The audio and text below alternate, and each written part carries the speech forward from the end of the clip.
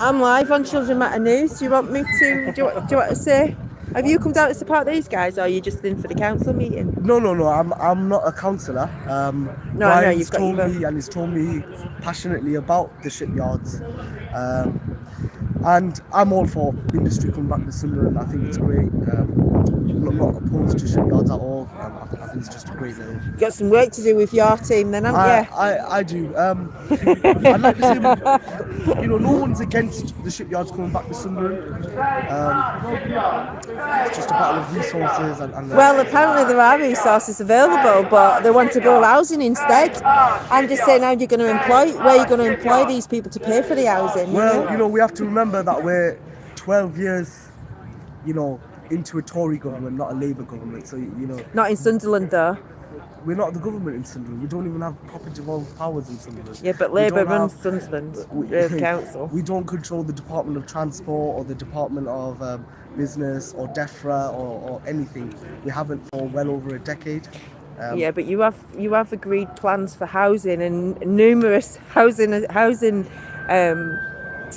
plans have gone in, haven't there? There's lots of new housing estates popping up everywhere, and I believe they want luxury flats where the shipyards were. So, there's going to be a balance, hasn't there, somewhere? That hasn't been confirmed.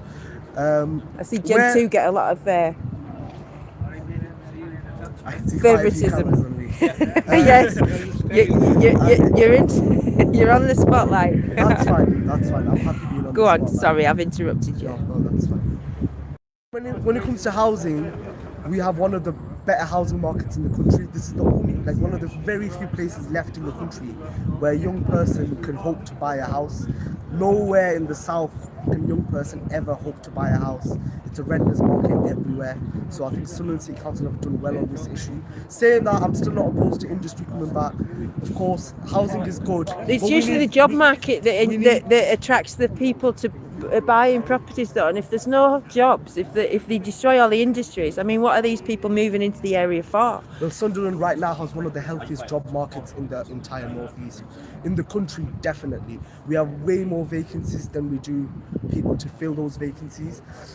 Employers are actually struggling to fill vacancies. It's the opposite problem in Sunderland.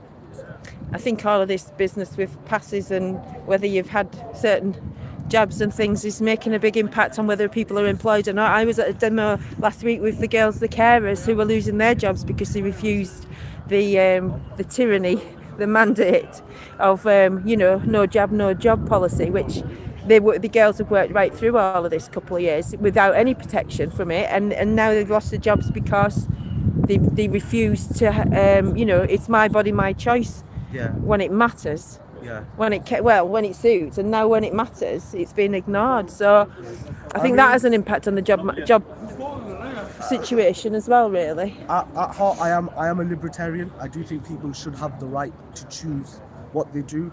I'm not against the vaccine, but I am a libertarian. I'm against anyone being forced. It's tyranny, isn't it? When you're forced to do that in order to have your freedom or parental freedom. It's a very tough one, because then maybe elderly residents who are being looked after these people, should they also be subjected to someone who's unvaccinated? Yeah, but if you look at the statistics, most of the people in the hospitals that are really seriously ill have double jabbed. I don't know about that particular statistic. You can find those statistics. 70% of them are double jabbed. So, you could argue the case that these people that aren't jabbed are at risk of those that are, really. I mean, it works both ways, doesn't it? Unless you've got... and the government aren't following the science. Or they didn't follow the science over the kids. They started jabbing them, didn't they? I don't disagree with that. I mean, this country is the worst in Europe, one of the worst in the world. We spent £37 billion. That's an immense amount of money on... It's daylight robbery, it's corruption at the highest level. We're here, and essentially the argument is to dredge revenue for £15 billion. That's what we're all fighting for here, which is fair enough. But then, the government's getting away with billions of pounds of revenue. All right, mate. Have a good meeting. See you later. Don't wind them up too much, mate. I know what you like. Sorry. So are you going into the meeting? No, no, no. Oh, no. I am a candidate, not a councillor. I've never been a politician, so. Oh, well. You're in practice though, aren't you? You're practicing for the role, I can tell. No, no, I'm a candidate, so. Yeah. All right, so you are standing, yeah. What area? Bonds areas. All right. I don't know all the areas. I'm not No, that's local, fine. but Whereabouts are you from yourself? I'm down in Teesside, over Teesside way. So, yeah. But yeah, it's good to see you down supporting over the Shipyard though. Yeah, well, I've known John. John's approached me. John's right here. He's the guy there in the nightcap. He's one of the organisers, and he's told me all about it. And to be fair, there's nothing I really disagree with. I don't disagree with industry coming back to Sunderland. So it's one of the few areas left, isn't it, that they could rebuild really. So thank you for talking to me. Anyway, what was your name? Sorry. My name's Ethisham. All right. Well, watch out for this guy then, because he's standing as a candidate in Barnes area, right? Bit of promotion for you there. So yeah, they've gone into. Can you just keep Oh, somebody wants to know where you got the statistic from for the least for the statistics. Sunderland have the least unemployment, please. No, so Sunderland. I'm not saying it has the least unemployment. I'm saying right now the labour market in Sunderland is doing very well. There's a lot of jobs available. There's a lot of jobs. Companies right now are actually struggling to fill jobs. Right. It's worth digging into finding out why that is then, isn't it, really?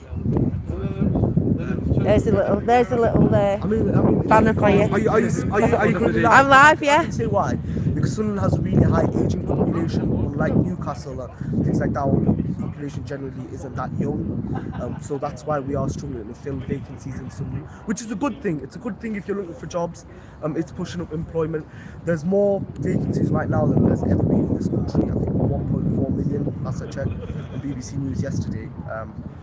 So it's looking good for employees because wages are being pushed up. I don't like that. Apparently that's the government as well, isn't it?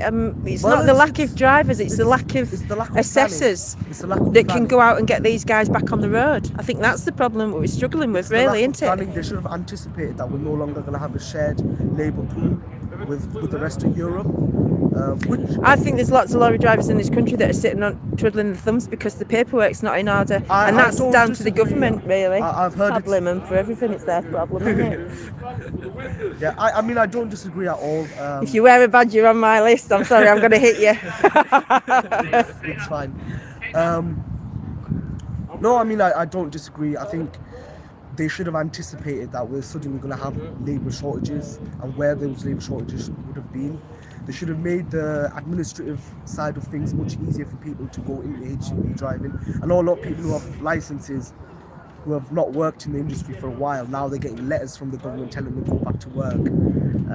But they should have done this beforehand, not after the shortages. Well, this is, left hand doesn't know what right hand's doing in that place, does it? No, I don't. They just shuffle staff around so nobody is accountable, and that's the problem that we face. Whenever there's a problem, we go, we'll try that. Oh, it didn't work. Who do we see about that? I'm sorry, they've moved on. Let's find somebody else to be. Oh no, let's just forget it and make another mistake.